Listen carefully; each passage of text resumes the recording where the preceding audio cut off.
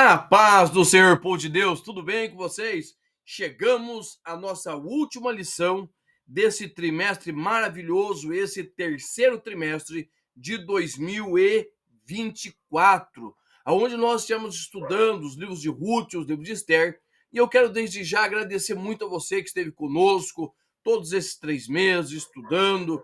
Nós estivemos aprendendo junto, conhecendo junto essa história e todos os ensinamentos dos livros de Ruth e de Esther. E nesta última lição, nós temos o desfecho desse livro maravilhoso, tá? Em Esther, muito mais do que livramentos, o que nós vamos poder ver? A necessidade de descansar no Senhor e, principalmente, de estar atento na providência que age em favor do seu povo e de todos aqueles que o buscam de todo o coração. Hoje, nós vamos ver, na lição de número 13, nós vamos ver como a sabedoria que vem do alto mudou o destino dos judeus e a autoridade que o Senhor concedeu a Mardoqueu e a Esther mudou toda a situação daquele povo. Então, a nossa lição de número 13 vai dizer Esther, a portadora das boas novas. O nosso textuário nos diz assim: e para os judeus houve luz, alegria, gozo e honra. Esther 8:16. A verdade prática: o Senhor, ele é poderoso para transformar as trevas em luz, tristeza em alegria, angústia em júbilo, humilhação em honra. Então nós vamos olhar para esta lição e nós vamos ver como o Senhor agiu e o livramento que o Senhor deu para eles.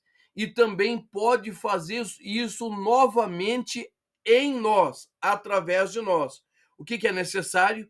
Que você, que nós venhamos abrir os nossos corações e permitir que o Senhor venha transformar as situações que nós estamos vivendo pela boa mão da providência. E se você quiser adquirir esse material, porque toda aula eu preparo esse PDF, certo? PDF da lição 13, né, de todas as outras lições nós temos aqui. Se você quiser adquirir esse material, é só entrar em contato conosco pelo link do WhatsApp que está aqui embaixo, tá bom? Você vai entrar num grupo e nesse grupo nós damos todas as nossas informações, passamos os nossos contatos, também nós apresentamos para você este cardzinho aqui da leitura diária, tá? Que é para você colocar nos teus grupos, teus status, para ir mexendo com os teus alunos. Nesse PDF, nós temos aqui opinião histórica, temos muitos conteúdos extra lição, que são os que eu uso nas minhas aulas. Então esse é o meu material que eu preparo para minhas aulas. Se você quiser adquirir, entra aqui embaixo e eu tenho certeza que vai abençoar você e também a sua classe, tá certo? Vamos lá! O nosso primeiro tópico diz assim: o pedido de defesa aos judeus e a concessão do rei. O primeiro subtópico, ele tem o seguinte tema: a humildade de Esther e a sua súplica. Preste atenção nesta palavra. Humildade, ela é a palavra que define a pessoa de Esther. Em todo o livro, quando nós vamos falar sobre ela, em todos os momentos, nós vemos um espírito simples, um espírito humilde, capaz de ouvir, entender, obedecer às ordens dadas e também sensibilidade às situações que necessitam de atenção, de cuidado daqueles que estão à sua volta.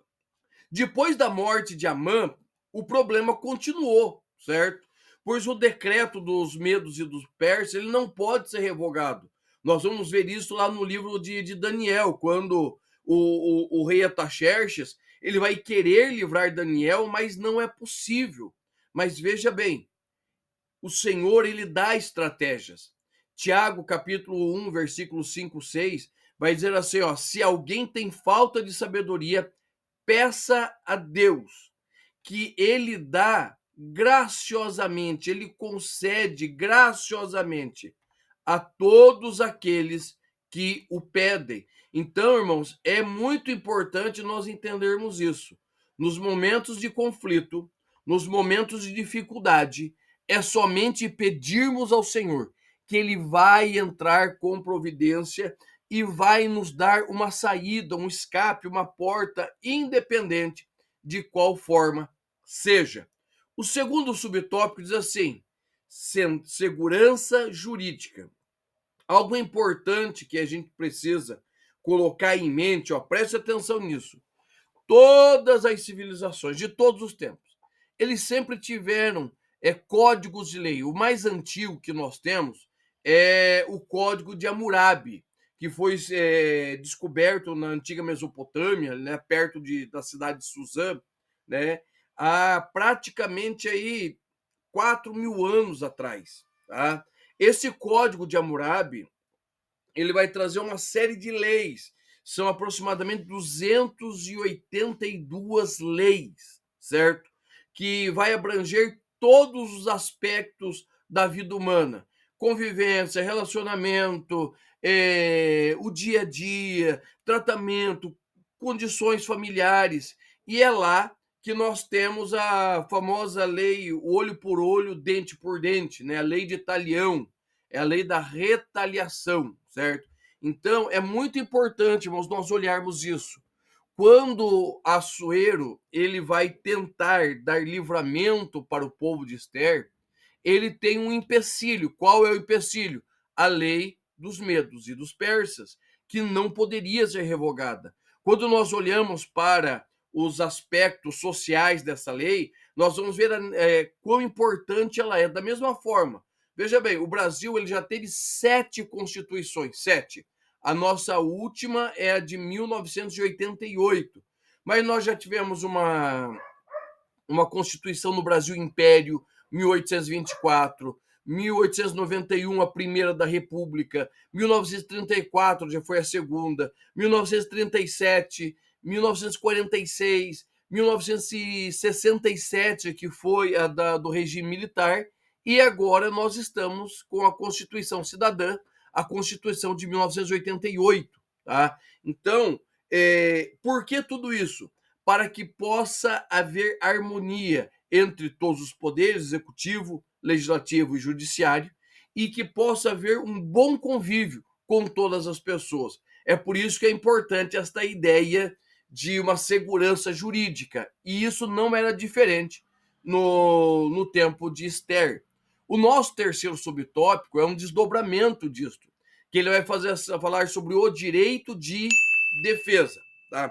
Como nós já explicamos no tópico 1, no tópico 2, no subtópico 1, subtópico 2, não existia uma forma de burlar, certo? De desfazer a lei dos medos e dos persas.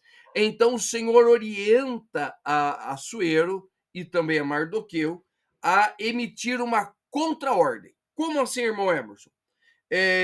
Existia a ordem de Amã, que é para todos que matassem os judeus, mas a contra-ordem é a seguinte, que os judeus poderiam se defender. Tá? Ou seja, na primeira ordem, todos deveriam matar. Os judeus tinham que fugir e perderiam todos os seus bens. Agora, havia possibilidade de defesa. Agora, preste atenção. Você gostaria de tentar atacar a pessoa mais importante do reino abaixo do rei? Você tentaria alguma coisa contra o povo da rainha? E nessa situação, nós vamos entender que a ordem não era uma ordem de vingança indiscriminada, mas era uma ordem para todas as províncias, para que os judeus pudessem defender a sua vida e a vida da sua nação. Então, o que acontece? No dia da pretendida matança, aconteceu ao contrário. Esperava-se que perto de 1 milhão de pessoas perdessem a vida, mas ali morreram apenas 500 homens. Dos judeus não morreu nenhum, entendeu? Porque eles puderam se defender. E aonde eles tentaram, não somente os judeus, mas a população em volta trouxe livramento para eles. Então, nesse dia pretendido, aconteceu o contrário. Os judeus se assenhoraram deles, inclusive ajudados por muitos nobres e maiorais das províncias que haviam ouvido falar de Mardoqueu e o temiam. Então preste atenção, o Senhor tem seus meios para livrar o seu povo, ok? Vamos para o nosso tópico de número 2. No tópico de número 2, o tema é o seguinte: a rainha Esther escreve boas novas para o seu povo, certo? Primeiro subtópico, a comemoração dos judeus. A orientação do Senhor a Mardoqueu foi tão perfeita que permitiu o livramento de todo o seu povo em todas as províncias. Então, irmãos, Deus prepara homens para colocar em situação de autoridade. Tá? Nós estamos aí perto de uma eleição municipal, são autoridades. E o que nós precisamos compreender? Que em todo tempo o Senhor usa dessas pessoas, o Senhor usa dessas autoridades para poder promover o bem geral. Se isso não acontece, não é culpa nossa nem do Senhor, mas nós precisamos orar, votar conscientemente, entendeu? Entender que toda autoridade é constituída pelo Senhor, segundo Romanos 13, e que nós devemos estar sujeitos a ela, tá? Então, vou voltar aqui, tá? Depois desse tão expressivo socorro, Mordecai vai instituir uma festa, um dia de celebração, um feriado, o dia que vai comemorar o grande livramento do Senhor. Então, logicamente, isso não está dentro do calendário de festas, né, religiosas, mas isso faz parte do calendário civil de Israel. E isso vai estar ali no dia 13, 14, né, de Adar. E esta festa de um dia é uma festa de muita celebração, de muita alegria, muita comida, de presentes, certo? Aonde eles comemoram a mesma coisa, como nós temos 7 de setembro, 15 de novembro, que são dias que marcam a proclamação da República, o dia da independência, tá? Que são dias muito importantes para o nosso calendário como brasileiros, também o dia do Purim, né? A palavra é sorte, né? A tradução de sorte. O dia do Purim é um dia de festividade, aonde eles lembram a grandiosa obra que o Senhor realizou através dos seus servos, Esther e Mardoqueu. E o segundo subtópico vai falar sobre a carta e o decreto de Esther. A carta de Esther, ela foi redigida para estar dentro do livro das crônicas dos persas, lembra? Ela era rainha, tá? E isso vai dando assim um caráter mais formal, mais institucional, festivo para aquele dia. Mordecai faz a parte legislativa, tá? Ele legisla a lei, ele faz toda a lei, ele pensa a lei, ele pensa como vai chegar a lei nos aspectos, como o povo podia se defender. Então, ele pensa a lei, ok? E o que Esther vai pensar? Esther vai pensar em como aplicar essa lei e fazer essa lei de uma forma festiva. Então, nós entendemos que é através desta carta que muitas dias especiais de jejum e das festividades que não aconteciam isso, não estava dentro dos costumes, dos ritos judaicos, começaram a ter um caráter formal. Tá? Se você for em Israel, o Purim é uma festa que está dentro do calendário judaico. Tá? Está dentro. Né? Por exemplo, no Brasil nós não temos um calendário religioso. Israel tem a festa da Páscoa, da colheita, dos asmos, nós tem os sábados, tem Pentecoste, certo? Isso faz parte do calendário religioso. Por outro lado, eles têm também os dias especiais, que é o dia do Purim, o dia da proclamação da independência de Israel, certo? Que ele foi considerado Estado. Então, existe uma série de festividades que andam junto, calendário religioso e calendário civil. né? Nós, pentecostais, protestantes, nós não temos um calendário religioso, mas nós temos uma igreja, né, uma denominação aqui no Brasil, que ela tem os seus calendários, né? Calendários de jejuns, de festividades, dias de honras para os seus santos e suas divindades, entendeu? Então nós temos essas coisas. E isso é o que se aplica dentro desta ideia do Purim. Purim é uma festa civil. Os outros dias, Páscoa, Pentecoste, religioso, tá bom? O nosso subtópico 3, ele diz bem assim: exaltação de Mardoqueu. Preste atenção no texto. Então Mardoqueu saiu da presença do rei com uma veste real azul celeste e branca, como também uma grande coroa de ouro e com uma capa de linho fino e púrpura. A cidade de Suzã exultou e se alegrou. E para os judeus houve luz, alegria, gozo e honra. Tá. Esta exaltação de Mardoqueu, automaticamente, ele vai marcar o que? A aprovação do rei, tá? Mas principalmente a aprovação do Senhor, mesmo ele não sendo mencionado. Por quê? Porque o que nós vamos encontrar dentro do mundo antigo? Nós vamos encontrar as pessoas vestidas de forma simples. Não existia nada de colorido. Você veja assim, eu tô com uma camisa vinho, calça cinza, eu tenho terno preto, azul, terno que é brilhante, terno que não tem brilho, mas naquele período não era tão fácil assim. A indústria têxtil era muito simples. Então, quando nós falamos de algo colorido, nós estamos falando de um trabalho muito minucioso. E isso nos volta à família de Jacó. A Bíblia vai dizer que em Gênesis capítulo 37, Jacó traz uma túnica colorida. Colorida ali, irmãos, podia ser uma, duas, três ou 500 cores, tá? Mas possivelmente que não passasse de 3 cores, porque colorido para ele já era muito, né, nessa época, tá? E qual é a função da túnica colorida? Primeiro, destacar. Por que destacar?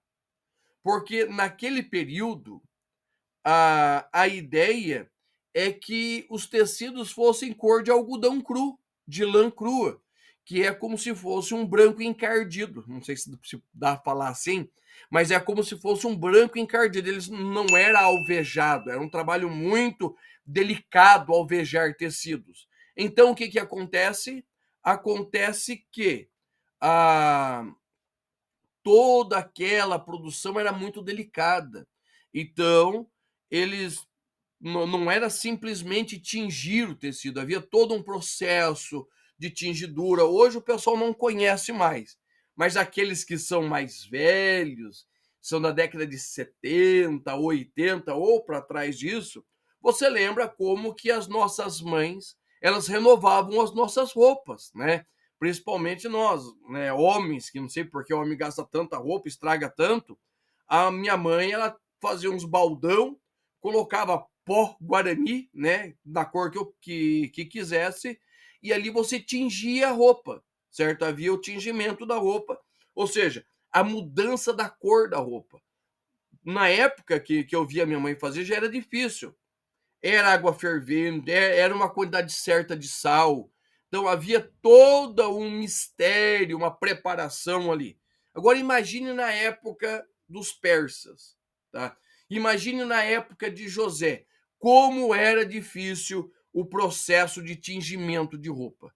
Então, a ideia de dar uma túnica colorida fala exatamente a ideia de honrar, destacar, tirar do meio dos outros. Agora veja bem, o nosso irmão Mardoqueu, ele está vestido de azul celeste, branco, certo? Um manto vermelho e púrpura, ou seja, ele foi destacado do meio de todos os outros, ok? Quando o Senhor, ele resolve exaltar alguém, quando ele quer exaltar alguém, ele vai destacá-lo no meio dos seus, tá? A veste, o branco ali, ele fala exatamente da pureza. E nós temos um outro texto que vai falar dessa mudança de veste, colocar uma veste de cor, né? Que é o caso de Apocalipse 3:8. Vai dizer assim: ao que vencer será vestido de vestes brancas. Ou seja, fala da santidade, fala, mas também fala do destacar, tá? Então é muito importante você frisar isso para o seu aluno, que o rei se agradou. E preste atenção no versículo de número 16, vai dizer assim, que quando Mardoqueu ele é destacado, a cidade inteira exulta, a cidade se alegra em Mardoqueu. Não existe nenhuma referência de alegria por Amã, mas existe alegria por Mardoqueu, ok? Por quê? Porque o Mardoqueu foi um homem escolhido por Deus para estar naquela situação. O nosso subtópico de número 3, ele tem o título: A mulher é chamada por Deus para ser relevante no mundo. E o subtópico 1 diz: uma mulher notável. Em Esther, nós temos o quê? Nós temos um exemplo notável de uma mulher que usou toda a sua feminilidade, olha a palavra feminilidade, e sabedoria para mudar a situação de seu povo de toda a história. Ó, ela não precisou de subterfúgio, engodo, sensualidade, de artifícios que mulheres que não têm a sabedoria de Deus utilizam para atingir os seus objetivos. Ela simplesmente foi ela mesma. Seu caráter, idoneidade, força de vontade foram suficientes para transformar a situação. Tá? Nós temos tristes exemplos de mulheres na Bíblia, certo? Creio que o pior deles seja Jezabel e a rainha Atália, que foram mulheres deploráveis, da mesma forma que nós temos Acabe e outros homens que não honraram o nome de Deus. Mas dentro da Bíblia nós podemos elencar centenas de mulheres que fizeram a diferença no seu tempo, mostrando que a força e a capacidade que a palavra atribui a elas é devido a um chamado de Deus para que elas possam também exercer autoridade. A ideia da submissão, que muita gente briga por aí, está dentro do casamento e não é situação de inferioridade. Porque a Bíblia vai trazer mulheres como Joquebede, Débora, Uda, Priscila, Febe e muitas outras que foram essenciais para o crescimento e desenvolvimento do evangelho. Então, que nós possamos compreender que, independente do sexo, certo?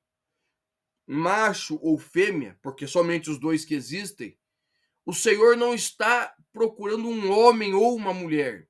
Deus está procurando alguém que possa ser usado por ele. E isso é importante nós frisarmos. O segundo tópico vai falar sobre a banal guerra dos séculos, dos sexos. Ao lermos a história de Ruth e de Esther, nós não vamos encontrar nem machismo nem feminismo, pois não tem nada a ver, nem machismo nem feminismo não tem nada a ver com a vontade de Deus. Machismo e feminismo foram nomenclaturas colocadas por homens para quê? Para que estes possam separar o mundo em dois grupos, homens de um lado, mulheres do outro, tá? Mas para o Senhor, quando o Senhor olha para mim e para Josiane, minha esposa, ele não vê dois, ele vê um, porque a Bíblia vai dizer bem clara que nós nos tornamos um no Senhor. O Senhor não olha o trabalho do homem e o trabalho da mulher diferente. Eles são iguais diante do Senhor. Ambos os sexos têm vantagens, desvantagens em relação ao sexo oposto. E entendendo que o Senhor os criou para serem complementares e não rivais, o que nós vamos fazer? Nós vamos ver a obra de Deus sendo engrandecida. Todas as vezes que há disputa de sexo, homem, mulher, isso traz perdas irreparáveis para o reino. Então, nós precisamos olhar, parar e prestar atenção como nós estamos desenvolvendo o reino de Deus na nossa vida. E o nosso terceiro subtópico vai dizer assim: o contexto cristão. Além de mulheres na Bíblia, diversas mulheres exerceram papéis importantes na história da nossa igreja contemporânea, da Assembleia de Deus. Nós temos, por exemplo, Catarina von Bora. Quem é esta? Esta é a mulher de nada mais, nada menos que Martinho Lutero. Susana Wesley, quem é ela? É a mãe da família Wesley, certo? A mãe de John Wesley. Sarah Calley, quem é ela? Ela é uma grande missionária, fundadora da escola bíblica. Ruth Graham, quem é ela? Esposa de Billy Graham, tá? Isso é muito importante. Dentro das nossas igrejas, Celina Albuquerque, que foi a primeira pessoa a receber o batismo pentecostal, que foi pregado pelos nossos missionários, Daniel Berg, Gunnar Wingren. Nós temos que Lina Nistrom, esposa do pastor Samuel Nistrom, Zélia de Brito, Frida Wingren, esposa do nosso querido missionário Gunnar Wingren, Signe Carson, esposa de Joel Carson, Elizabeth Nurdgren, Florência Seu Pereira, Albertina Bezerra, Ruth Doris Lemos, que eu tenho grande respeito por ela, fundadora do IBAD, juntamente com seu esposo, Frida Freire, Wanda Freire, esposa do pastor José Wellington Bezerra da Costa. Ou seja, mulheres que marcaram a sua época e se dedicaram naquilo que fizeram. E outras, milhares de mulheres notáveis que não aparece o nome dela nem no Brasil nem no mundo. Qual é o nome da menina que foi lá, mocinha, que falou para Naamã que ele seria curado? Ou seja, existem mulheres que o Senhor chama com poder e grande graça. Independente se é mulher ou é homem, o que nós precisamos compreender? Que o Senhor está disposto a usar. O Senhor quer te usar sendo mulher. O Senhor quer te usar sendo homem. Ele quer te usar. E o que eu preciso entender e você precisa entender?